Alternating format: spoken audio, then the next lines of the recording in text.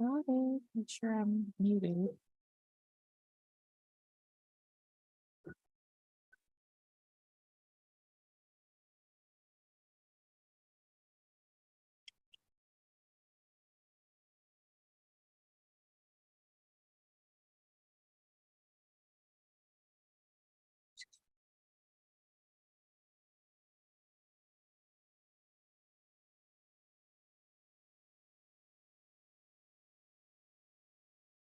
Awesome. Hi, Carlos.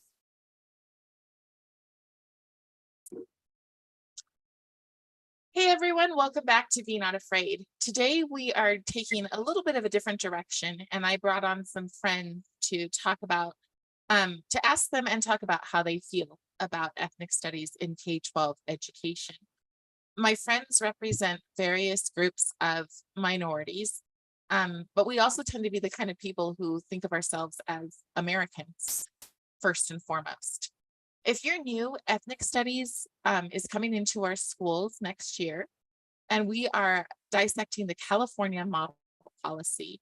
Many states, including our own in Utah, have mandated that ethnic studies be part of our schools. And what's happening is a lot of parents believe that that just means learning about different cultures.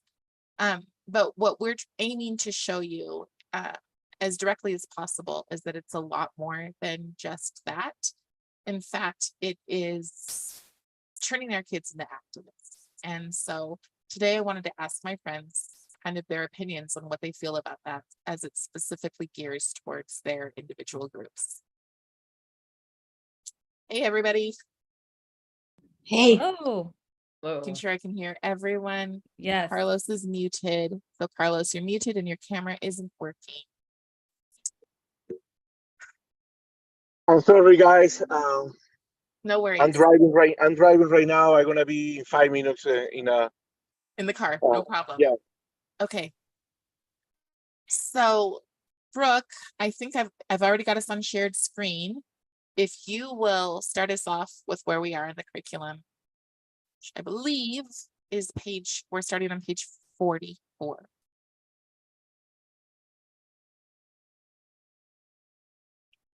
Okay, I've got it. Page 44. Brilliant. So Carlos, when you think about ethnic studies in the classroom, what do you think that means? As somebody who hasn't taken the time really to dig in, what do you think that ethnic studies in your classroom means for your kids? You've got younger kids, right? Yes, you know that I have a different perspective about ethnic studies. In my opinion, because we had this in Venezuela and also in the Latino community, when we talk about ethnic study, it's about knowing the culture of other communities or other societies. That's pretty much about the culture, about how their belief and how they do things, in different places. That's for me ethnic studies, and Right. also of course sometimes it's about the history and how they get in there. For example, if you are, I don't know, you are studying the Greece or you are studying, we have a class in Venezuela called Universal History, and we learn about the Second War. We learn about other cultures and on their history and how they get uh, there. How they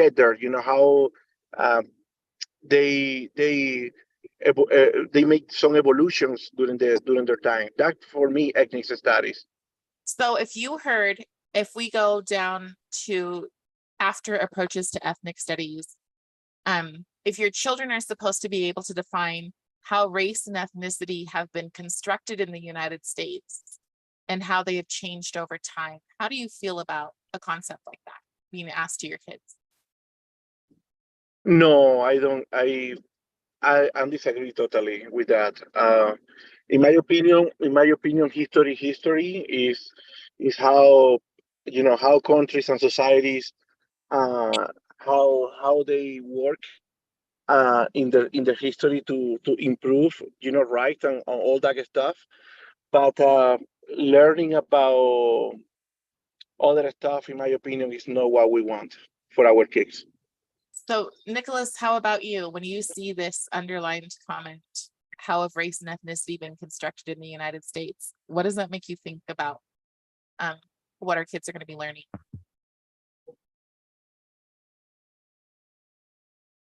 I think history is history, and we should be teaching accurate history. I know, as a Native American, I believe in, teaching and educating about Native American culture. I believe that it's become quite common these days for the wrong side of the history to be taught to kids, and I believe that we need to get back onto the right path and continue to educate them about the proper history. So what does that mean? The wrong side of history and the proper side of history. Can you expand on that? Yeah. So the wrong side of history is a lot of, especially with an Native American culture, a lot of times, people and that are not necessarily Native American, that are woke, are teaching that, these settlers, or especially with like Columbus, a lot of times people are teaching, and educators are teaching that Columbus was so cruel to the Native American community, and in fact the Native Americans actually helped Columbus, you know, when he came to this continent. So, there's been a lot of times where, people are just so focused on teaching the wrong thing that they're just, that they ignore everything else. But I think that we need to, teach facts. I think facts matter. And so Christine, Mhm. you were with FAIR for Mhm. a while, and Mhm. so you have a real, I feel like a very balanced view. I think that it's personally for me, I'm fine with them teaching the ugly parts of history as long as they teach the beautiful parts as well. Yes. But what are your thoughts Yeah, on I that question? I I agree with that wholeheartedly, and that's, I think, where FAIR's whole positioning about these kinds of, curriculum in schools was about presenting history with facts, the good and the bad, so that history wasn't whitewashed or watered down into an all, or some one extreme or the other. Like, we weren't there to deny that slavery did exist at one time, and these movements created a lot of, eventually created a lot of freedom and rights to be moved forward as well. So there's this sort of positioning that Columbus, like you said, Columbus was all bad, when in fact, I mean, and there's no talk of how, like, the Indian tribes were warring tribes themselves, actually, here in the States. So they were actually sacrificing children, committing kind of heinous crimes. And I'm not trying to put down any kind of culture. What I'm trying to say is that part seems to be left out. So Columbus is sort of pictured as this tyrannical dictator who came in, wiped everybody out. He also introduced medication and all sorts of ways to cure disease that they didn't have before. Was he perfect? No. Did he most likely kill a whole lot of people? Yes, that's part of what happens when we conquer lands, because there's almost no land that belongs to the people who occupy it now authentically in this country. It isn't the case, and probably in many parts of the world too. So that's just sort of the development, evolution of a civilization. And I think that to highlight the negative without, my parents, I'm just gonna just stray for a moment. My parents immigrated to this country for freedom of speech and freedom to practice religion. They were being killed, their family members and friends were being killed. We had all sorts of violent terroristic attacks that were on them. And so the idea is to have come here and be able to kind of pursue your dreams, and it's not perfect. So I guess my point in stating that is that those great things about America are what are completely disregarded when you look at the ethnic studies. The reasons that people immigrate here to begin with.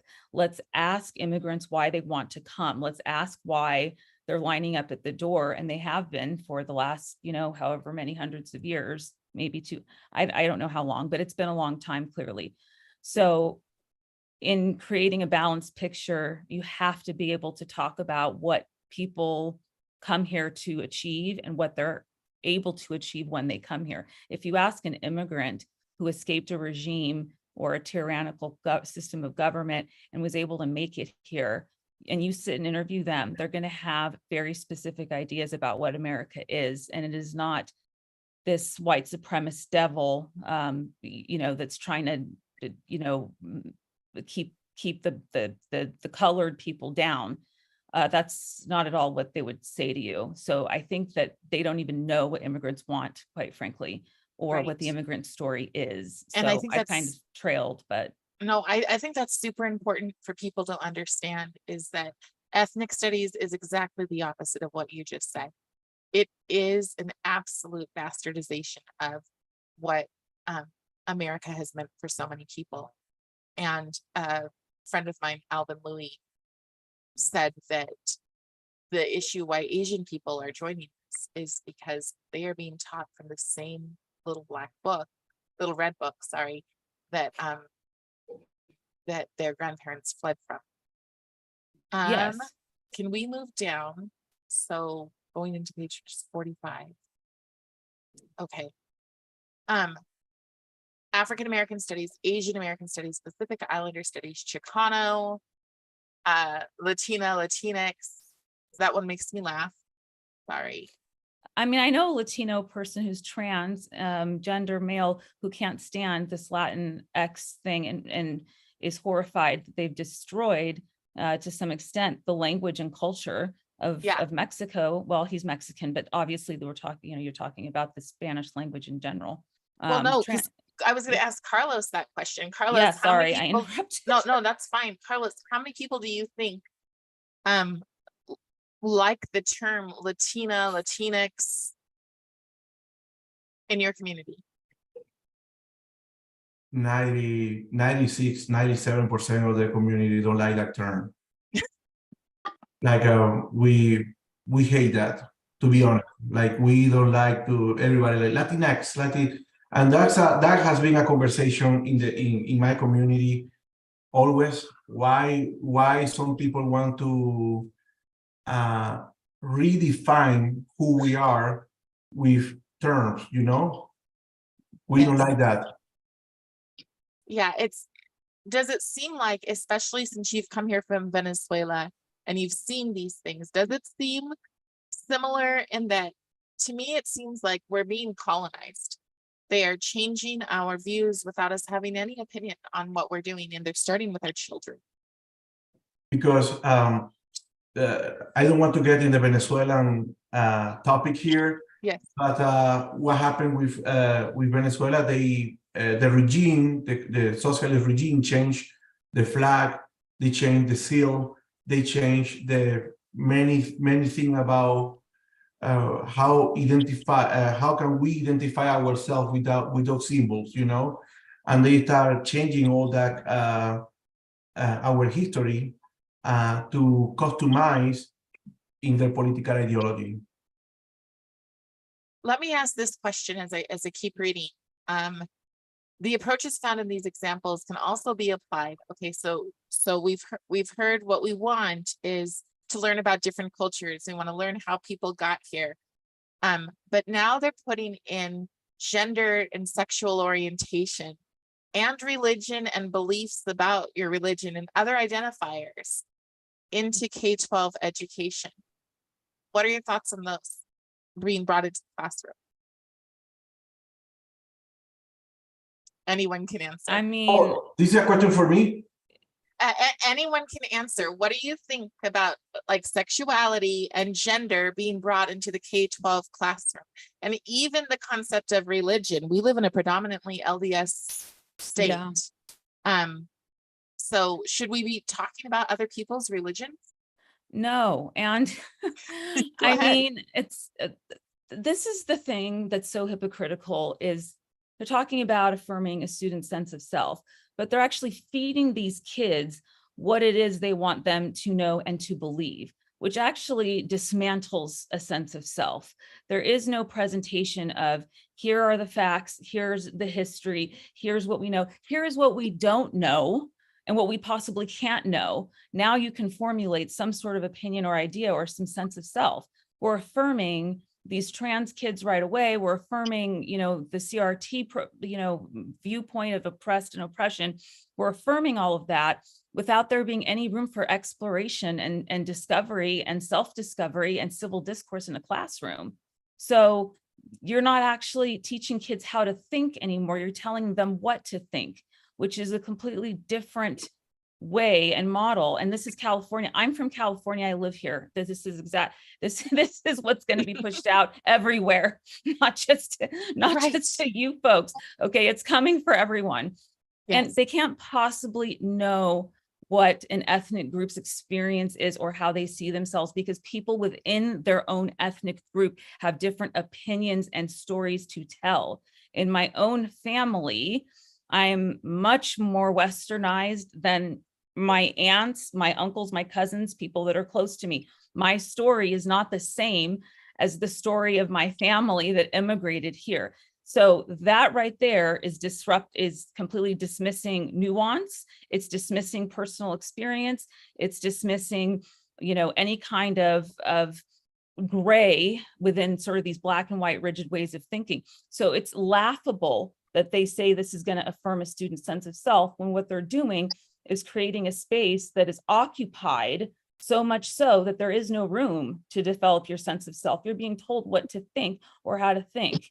That's the issue with the transgender movement right now as well, is affirming care, right? Affirming rather than exploration is what this has become. So this is gaslighting the truth. I mean, it's completely gaslighting the truth. And this is why these things are packaged with words like this, because these kinds of words and language are really attractive to people. It sounds really pleasant. It sounds really nice. And it sounds very benign. You have to look a little bit under the surface and understand what they're actually telling you. Yes, diversity, but here's how we approach it. You need to know that. That's the thing that people don't always get. So one of the things that I want to address about diversity, and it's going to be a little bit of a touchy subject, but I think it's important to have this honest conversation in that they have broken these down so that there is a time to learn about Native Americans, a time to learn about the Black experience, a time to learn about the Hispanic or Latina experience. Latino, I don't even know, the Latin experience. Okay, how many kids of these groups, because in my experience, some of the more bigoted children are minority children, less likely to want to listen to somebody else's experience. Does that seem right to you guys from what you've seen? Like, yes.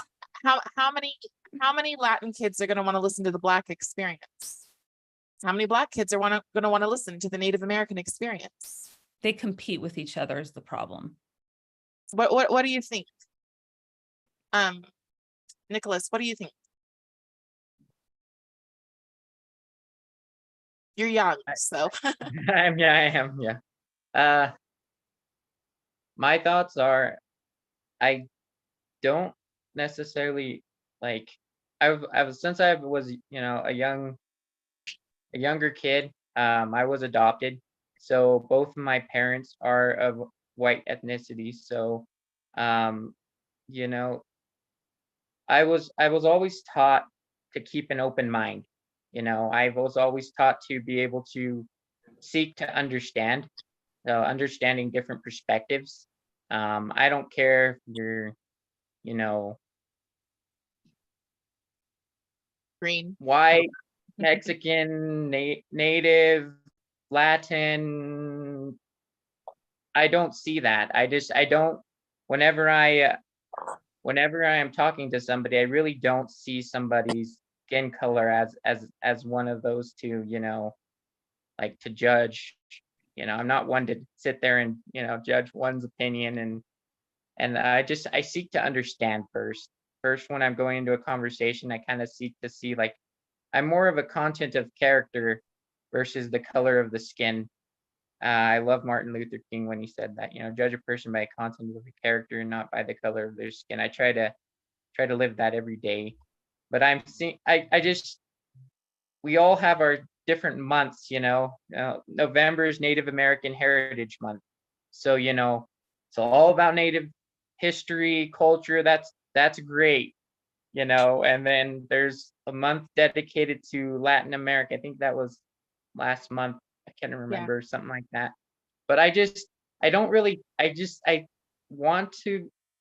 wish we could all just talk amongst ourselves versus having our own separate months. I don't think that we need that here. Yeah, the separation is what gets me. And I think that just from what I've seen in the classroom is that what Christine was saying, where they compete with each other. Who's more important, who's more valued. And nobody just says, oh, I'm going to turn off my feelings about my pride for my culture this month because it's your turn. It's not the way that it works. It's not the natural way that it works. I think that most people, Nicholas, try to look at the world the way that you do. And I don't even know if most, I used to think most people, but I think that there is a lot of racism that's not dealt with. And these programs, to me, seem to make it more and more divisive. I don't know. Oh, go ahead, Brooke. Yeah, it's like Christmas, right? Or it's like you have one time to focus on it, but your whole life all year you're supposed to be Christian, and it's not just nice during that month, but it helps people focus on it because it's being highlighted. And so for me, it helps me like say, oh yeah, we're going to study this month. Like I'm planning to like make this year-long calendar of different cultures studies. And I want to utilize those months to bring it about. And people have said, I don't like it like you have, Nicholas. And I'm like, I haven't been convinced of that. I can be. And I could see that if you focus on differences, I guess it becomes more divisive. But I'm still, listening. I don't really have a strong opinion either way. Do you, Carlos? So convince me. Yeah. What do you think about these holidays, Carlos? These different months for each culture? I really, to be honest with you, it's a good opportunity always to celebrate and to highlight who you are in your heritage. For example, I love to dance salsa. I want to show up and showing people how to dance salsa, in my opinion, it's not a bad thing, all the holiday thing. What made a bad thing is when you use these holidays to victimize yourself. Oh, poor me, because I'm Latino, I don't have opportunity. And I told you before that I won elections almost 10 years ago here in Utah as a student body president in Salt Lake Community College. 87% of the student population was white in the moment, and they vote for me. And I have a beautiful Spanish accent, and this don't make me. I don't feel that made me disqualify or poor me or victimize myself. I had to auction in the moment, run for office or no, and I did it. And the student believe in who I am, and who I am. That's why I am the last person in Utah that you can talk about racism, because of course you're always gonna find some crazy guys or somebody, in everywhere, not just in the United States, everywhere. But it's not something that we need to, I don't know, we need to amplify to create a problem there when it's not exist, I'll see things like 4th of July shouldn't be celebrated because of slavery. Yes. And that kind of stuff is is not acceptable. So I'm somewhere in that middle where I enjoy celebrating people's cultures. And so if we could do culture, I mean, I guess I just feel like it should be everything. Like I'm gonna, every yes, festival should be like, bring it all here, and let's That's do what some salsa yes. dancing, and let's wear bright colors to celebrate this or Yes. whatever, you know, that I sounds think wonderful. it's Yes. that this is the problem. If you're going to do it for one, you need to do it for all of them. Where is Middle Eastern Celebration Month? Where is Sri Lankan Celebration Month? Where is, you know, The Irish get a day. Iceland Celebration Month for the Icelanders? I mean, the problem is you're picking out and you're not including the whole. I think, and Morgan Freeman said this recently, the actor, you know, he doesn't believe in Black History Month. He said we should be celebrating our culture and who we are all year long. That is my personal take, is that it needs to be all year long, and that the cultures are not represented enough to feel as though, because I could sit here and say I'm totally left out. My culture is completely not represented at all. There's no month for Middle Eastern people. And, you know, there's not a huge population here in the States, but we're very much kind of thrown into the other box, right? When you check off your racial and ethnic background. So well, in fact, in this, it talks about how Middle Eastern is Asian. And I don't know very many Asian people who would consider it the Caucasian. Yeah. So I have a question, because this is what we think it is, and we're making it sound beautiful. But when you really go into ethnic studies, when you go into what's coming for K-12, this is pretty much a direct quote from a woman called Christine Sleater. Brooke, were you able to find it? The double helix? The double helix. Yes. Yeah. Okay, let me explain to you what ethnic studies actually is, and then tell me what you think. Okay. These are the goals. So the foundational values of ethnic studies are housed in the conceptual model of a double helix, which interweaves holistic humanization and critical consciousness. Humanization includes the values of love, respect, hope, solidarity that are based on a celebration of community cultural wealth. Okay, I'm going to move away from that. That's not the part. Okay, what I'm looking for, okay, cultivate empathy, community actualization, cultural perpetuity, self-worth, self-determination, and the holistic well-being of all participants. But especially, and when they say especially, they really do mean focusing on Native, Black, Indigenous, and people of color. They're leaving out the white person. That's the first thing. And then center the place, this is number 3, center the place value of pre-colonial ancestral knowledge. But there's more than this to the double helix. So this wasn't exactly what I was looking for. What the goal is, can we go back into just the screens of us again? Sorry. Okay. Just to make this as clear as possible, what they want to do is take our children and teach them that they are victims. Teach them that they are oppressed. Okay? This is K-12 education. They want to teach them that they're oppressed, and they want to teach them how to dismantle those systems of oppression. And this is a direct quote that we have from another video, but we weren't able to find it right now. So your child, you know, I think, Carlos, you're an attorney, right? Your kids are relatively comfortable.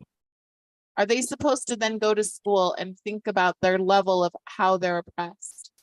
Nicholas, I know you don't have kids yet, but should Native American kids go to school and think about their levels of oppression? There was a child reading a book in the hall the other day, and the book it's called The Front Desk.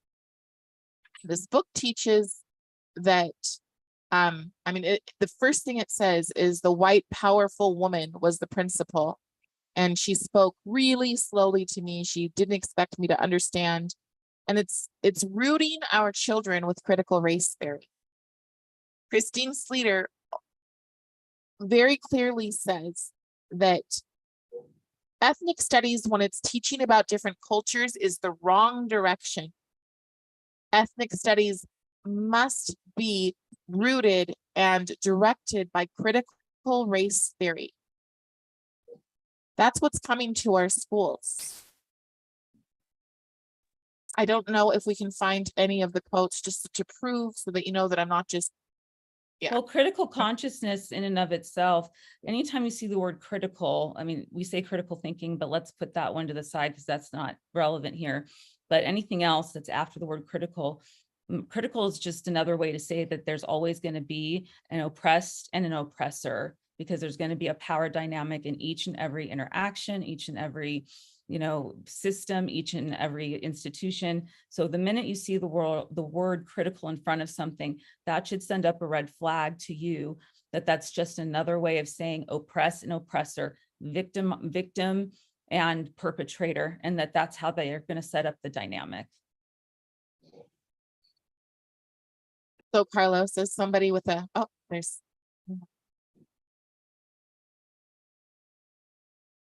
Hi.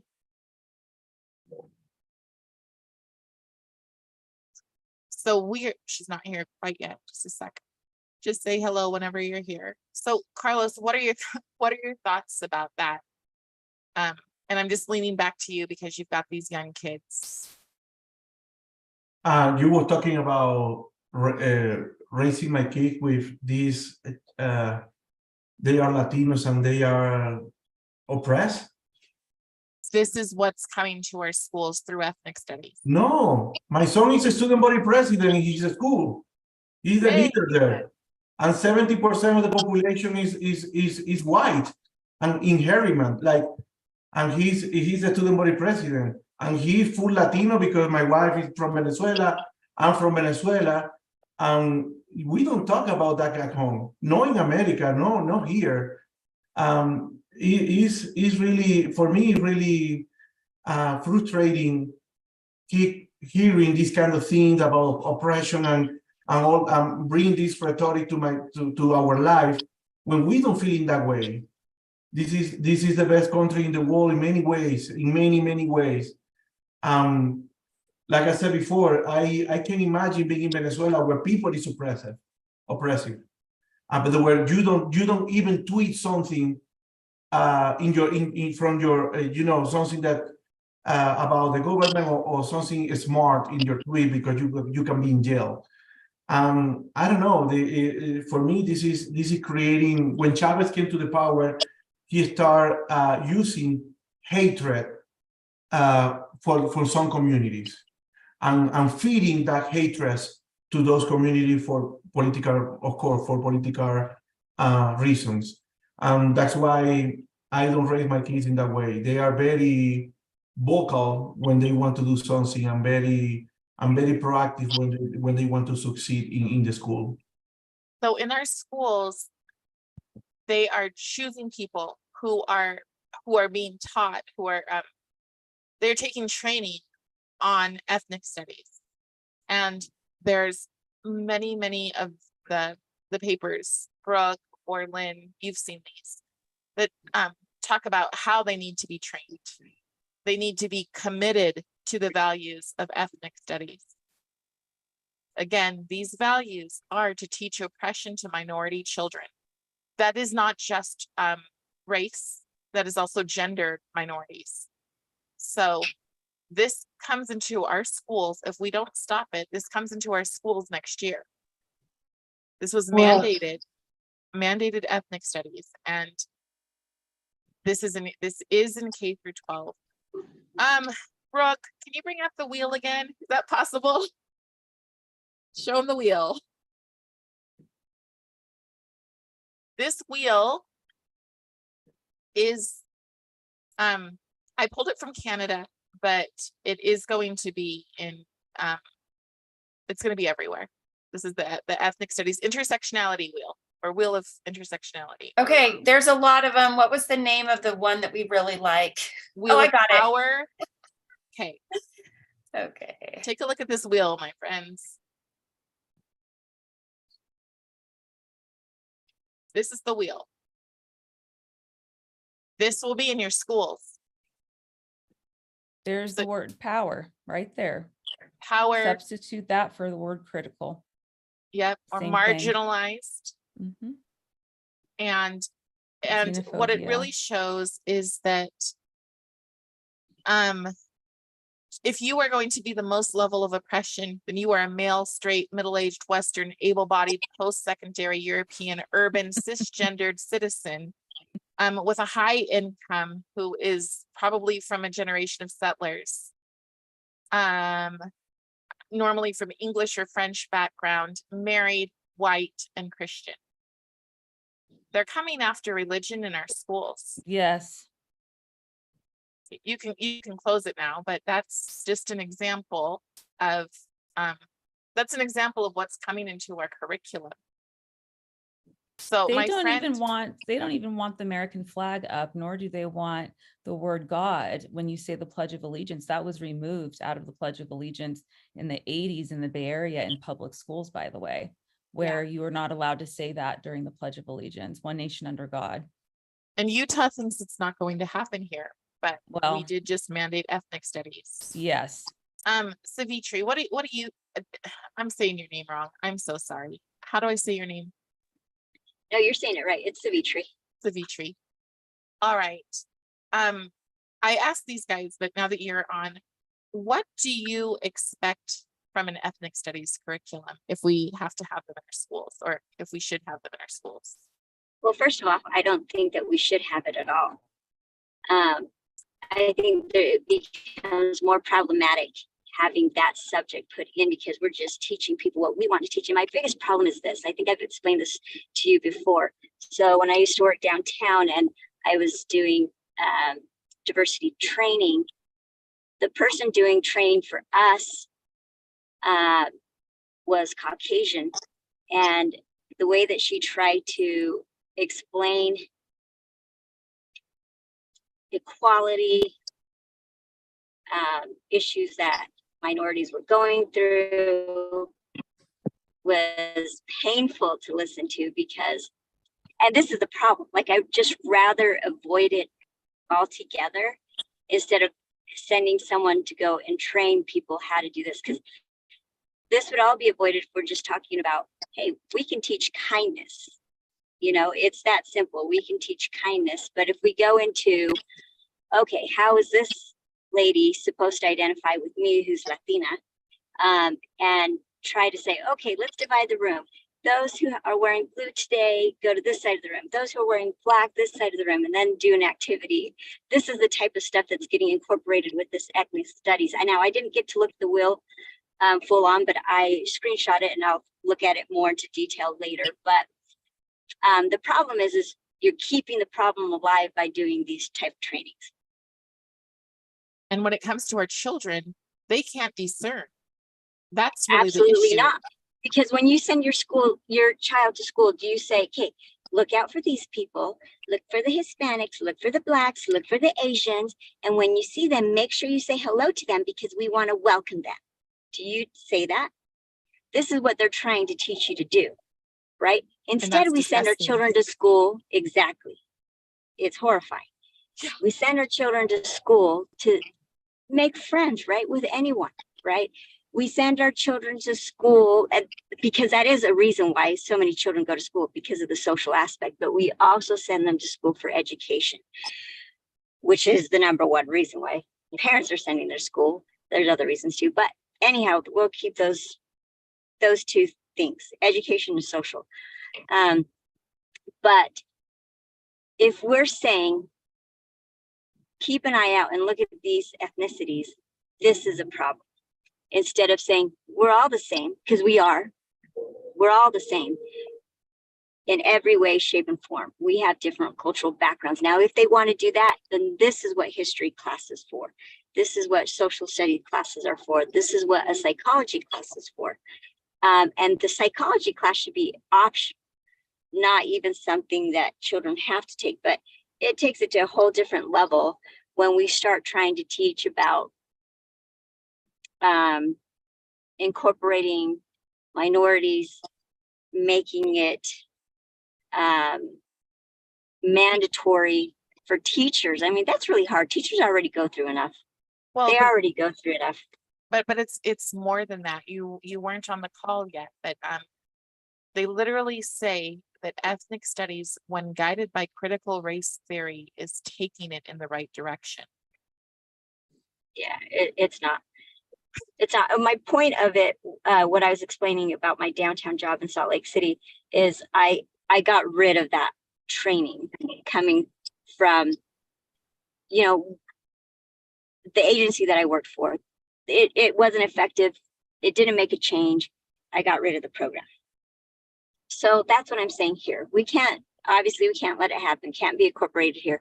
There are different ways. And if we want to teach something to children other than education, you know, the standard core classes, then this is something that it's a parent's job. This is more a domestic issue than it is an educational issue. So what would be positive? What would be acceptable? Because like I said, they want to teach a section that is the Native American experience. So what would be an acceptable version of the Native American experience, Nicholas? What do you think would be acceptable to teach kids?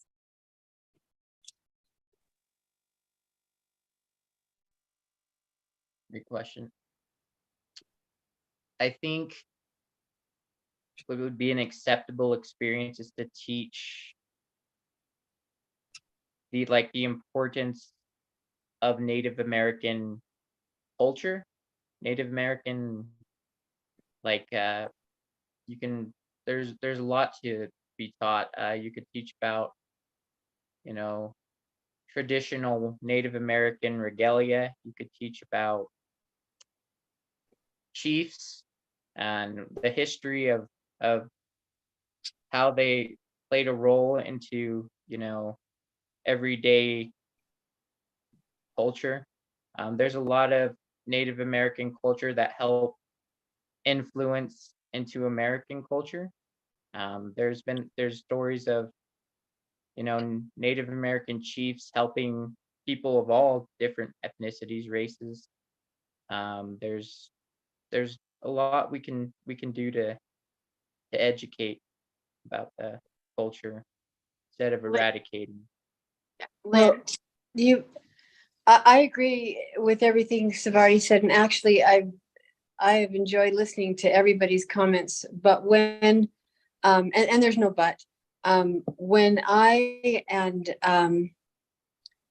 a Navajo girl, we got together at Southern Utah State University, and we started the Native Americans program, but it was not.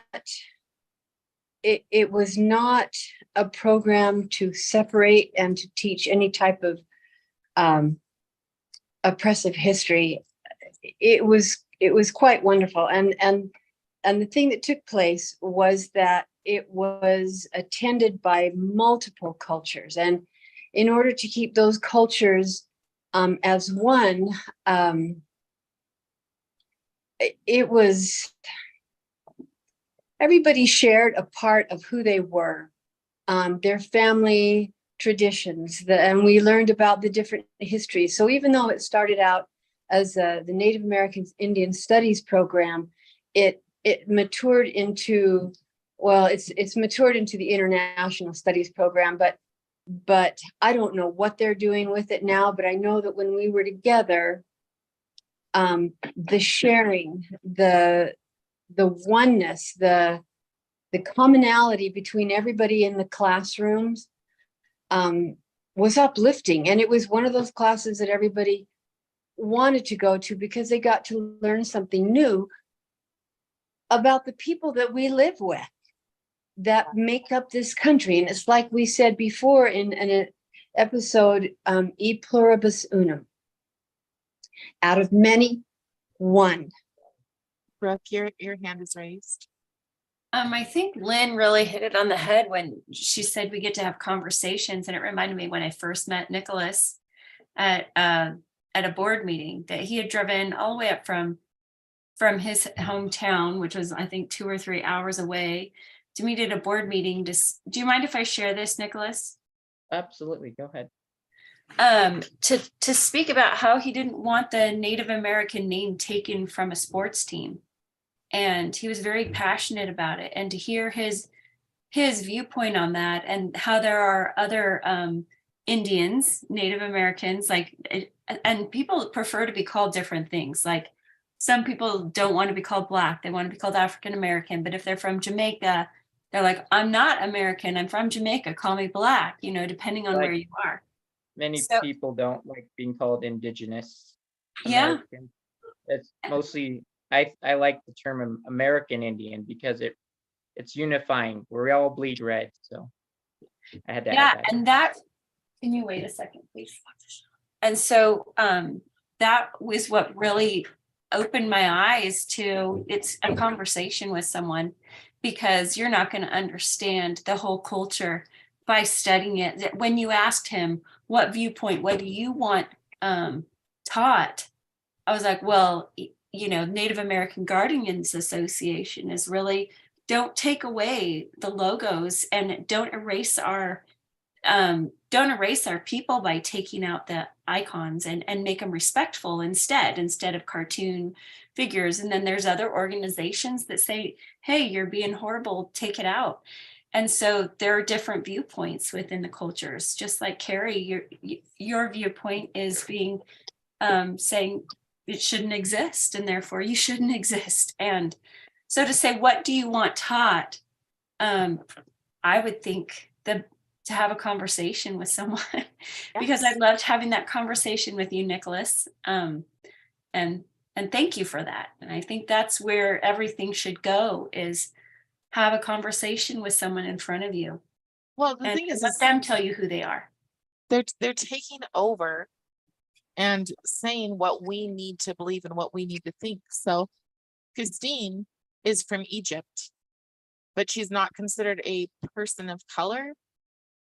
How does that work? Like, how, if we're going to heal, then everyone has to have that voice at the table. And what I find is that they blanket over and say, oh, well, I've had people say some pretty stupid things to me. Like, how can your son look like you? How can your son be so white when you're so dark, dark, dark, dark, dark? I'm sitting there going, I'm not.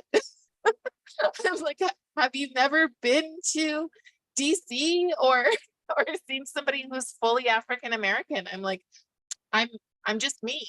But people feel that it's okay for them to say these kind of things, and to take over who we are and what our cultures are. And I know that for Christine, they took over her culture. She's We can naughty. call, Yeah. we can call Christine Habibi.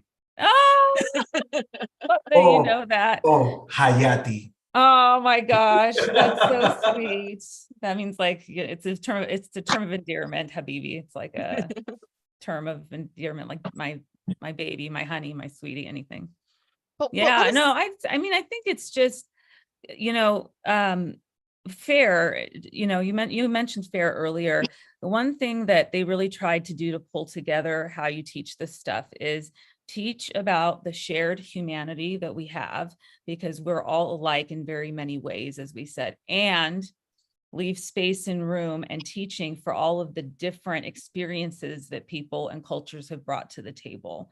So you're kind of trying to really balance both and integrate both into the story of ethnicity and of our country and how it was built, because everyone has their own unique story to tell, even within their own ethnic background. So that's what I loved about FAIR's approach to teaching ethnic studies and education: teach fact, teach shared humanity, and teach the uniqueness of what we all bring to the table from our own backgrounds. And that to me seems pretty holistic in what I would like to see happening in the teaching of these things. Yeah, my thing is that I want to be excellent taught, and what I see over and over is activism. They want to use all of our children as activists. They want to teach them to be angry and to see America as oppressive, and especially And I can send you so much if you guys want to see it, but there's so much about how capitalism is problematic. And we need to return to a time before capitalism. And that's what they're going to teach our kids in school when they're too young to discern, so that they become people that we don't even recognize. Go ahead. The natural humanity of people, the natural humanity is that we want to get along. We want to embrace one another. We want to learn about each other. And it's a beautiful, all the different ethnicities, different cultures, the different traditions that we bring into the world make the world it's like a flower garden. The more beautiful flowers you have out in the backyard and plants, the more welcoming and warm it is. And that's the way the basic human being wants to be. What this study is doing is very deliberately trying to divide a nation. They're trying to tear down those things that we have always held as sacred, and everybody has made a mistake. This country has made its fair share of mistakes from the very beginning. But the beauty of it is that we learn along the way to heal those differences and make life better, which it has been beautiful. What I see now going on is that they are deliberately trying to divide and weaken a people and individuals from who they are and what they can give. Yeah, I want to look at, because I always like to finish off with something directly from what they're talking about. So I'm looking at the top of page 45, and it says, while each field addresses the specific histories and social, cultural, economic, and political experiences of people from the group, they often overlap in their approach, in the types of methods and theories that are engaged, and through discussions of shared or collective struggles. And that's really the point here. They want our kids, so just again, while each core field addresses the specific histories, they want them to unite in their struggle. And that struggle is that America is bad and needs to be dismantled. That's literally what they're doing. So, and again, these approaches can be found, can also be applied to the study of other diverse groups. So this is everybody except for the people they're supposed to turn against. In countries that we may have come from, that would be class struggle. But in America, this is a struggle against a certain group, and that is that white Christian cisgender male to start with. And then when they're gone, who's next? That's really what we're at. I just want to see if there's anything else, but I think that's. Can I just say, go ahead. I think that's what the problem is, though. So the biggest problem is, and you know, you guys might not like my comments. I'm just very forthcoming in what I'm saying. Back to the previous lady who was just barely speaking, didn't catch her name. She mentions about our country and its flaws. Let me tell you, this country is by far the least flawed around the world. There was 100%. The thing is, think about it. Slavery didn't start here. It didn't start here. And then the second thing is, think about the country has been the most invested in its people. What are we doing today and right now? We are talking about the benefit of and the well-being of our future, of our children and their future. Most countries are just going to tell you what they're going to do. And that's what this agenda here is doing. They're going to tell us how and when. And that's not going to happen. I don't want it to happen. I'm going to make sure it doesn't happen here in Utah. I will fight tooth and nail that it doesn't happen. Like, I know the agenda's out there. We're already being trained in jobs and in education system to go by the California standard. That California standard is more like an outside country standard. So although the United States, like you mentioned, has its flaws, but it is the number one country that has invested in their people. That's In their 100%. well-being. I'm with you on that. That's just Right. 100%. So when we talk about like what we want our children to learn, I'm going to say it's not in the field of education. Part of history is, what people have gone through. I'm so happy to see a Native here on this Zoom call, which is amazing because that's one group I have, even though I'm Latina, I speak out for the Native Americans all the time because their population is so small. And again, this is a population that we're thinking, oh, how are we going to include them? I guess you can say they think they're going to invest and do what's right for the people, but how do we know what's right for the people? Why do we have to tell them what's right for the people? Let's just not even take anything away from what they've known to be their culture, and let's keep their culture alive. But instead, it's dissolving. It's a dying population, which is really sad because culture is beautiful. And even within its own population, that learning their history and their tribes, many tribes, is amazing. Just like how Latin countries have the Aztecs, the Incas, the Mayas, their history, right? Anyway, the point is, I think that this is something that is an extracurricular thing, not something that should be implemented in the educational system because of its flaws and because someone else, and I can guarantee you the person probably heading it, is not very diverse themselves. And they're telling parents what to teach their children. They're telling teachers what to teach their children. That's very flawed. We'd like to keep an education system very black and white. 2 + 2 = 4. We'd like to keep it that way. But even if you do research in China, they will tell you that 2 + 2 does not equal 2, because they're going to tell you how to think and how to come up with that 4 if it's going to be 4. But if they tell you it's 3, guess what you have to say? It's 3. And this is the route that we're taking. And the way that they teach math it's North Korea. The way that they currently teach math in North Korea is if you kill 2 evil Americans and you left 1 alive, how many evil Americans do you have? This is how they teach math there. Well, and here it's China and North Korea are both communist countries, by the way, right? So Right. there you have it. but here Right, it's exactly. if you have 2 non-binary students and 5 girls and 4 boys, how many kids are in the class? Exactly. You see where I'm going with this. Yes. See, this is all communistic point of view. Even Yes. even though I know that we're coming together and we're thinking, how can we be inclusive? This is where the flaw lies. Yes. This is where the flaw lies, because we're teaching people to how to think and how they want to be heard. That's not our job.